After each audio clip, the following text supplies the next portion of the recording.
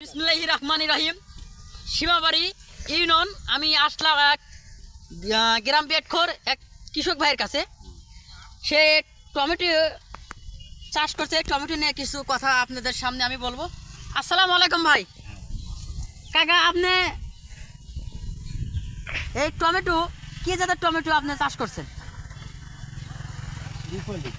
রূপালি। আপনি তো টমেটো দেখতেছি ঝোঁকায় ঝোঁকা অনেক টমেটো ধরছে, তাই না?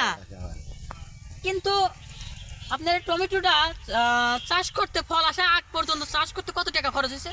তা তো 20,000 টাকা হয়েছে। হ্যাঁ, অনুমানিক আপনি কত টাকা বেচছেন? অনুমানিক 1030 টাকা বেচছি। 1030 টাকা বেচছেন? আরো আছে তো, আরো অনেক আছে, আরো মনে দেখা যাচ্ছে কমপক্ষে 50,000 টাকা আপনি বেচতে পারবেন।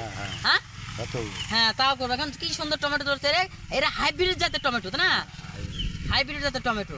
তাই আমি দর্শক ভাইদের বলতে চাই, যদি আপনারা এই টমেটো চাষ করেন, করে যদি লাভবান হতে চান, অবশ্যই আপনারাও এই টমেটো চাষ করবেন। দেখছেন আমার কাকা বলল, এই টমেটো মনে করেন 1020 টাকা খরচ করে, আর ফল ধরে আগ পর্যন্ত খরচ করে টোটালে খরচ করছে 20,000 টাকা, কিন্তু 30,000 টাকা অলরেডি বিক্রি করছে।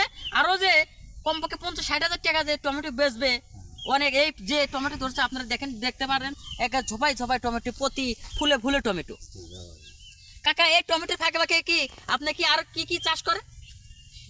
পেঁয়াজ করি, রোয়া করি। হ্যাঁ, পেঁয়াজ করেন, রোয়া করেন। আবার এই যে জমিতে দেখতেছি, জমিতে কি কাটছে? ভেন্ডি। এরে ভেন্ডি কাটছে, মানে ভেন্ডি দিয়ে দিচ্ছেন অলরেডি 7-8 দিনের মধ্যে আবার গাজা যাবো।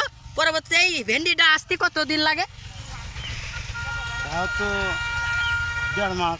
1.5 মাস লাগে এই ভেন্ডি আসতে। কিন্তু ভেন্ডির থেকে আপনারা টমেটোর চাষে কোন চাষ করলে বেশি লাভবান হওয়া যায়?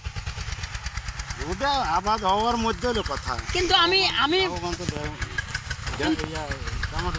লাভবান দেখতেছি টমেটোর ভিতরে, কারণ টমেটো যেভাবে জায়গায় জায়গায় দেখা যাচ্ছে প্রতি ফুলে বলে টমেটো, যে টমেটো আছে এটা কয় শতকে আপনি টমেটো? 12 শতকে টমেটো আবাদ করছেন, করে অলরেডি 30,000 টাকা বিক্রিও করছেন। 20,000 টাকা আপনার খরচ হয়েছে, আরও 50,000 টাকা ইনশাল্লাহ বেচবেন, আল্লাহ বেচতে দেয়, তাই না? হ্যাঁ, তাহলে দেখা যাচ্ছে টমেটো চাষ করলে অনেক লাভবান হওয়া যায়।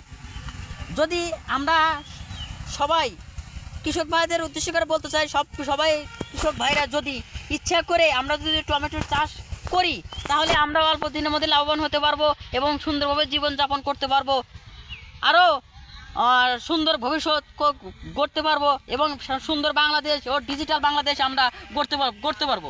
এই বলে এখানে আমার সংক্ষিপ্ত বক্তব্য শেষ করছি। খোদা হাফেজ, সবাই ভালো থাকবেন। এই বলে আমার এখানে সংক্ষিপ্ত বক্তব্য শেষ।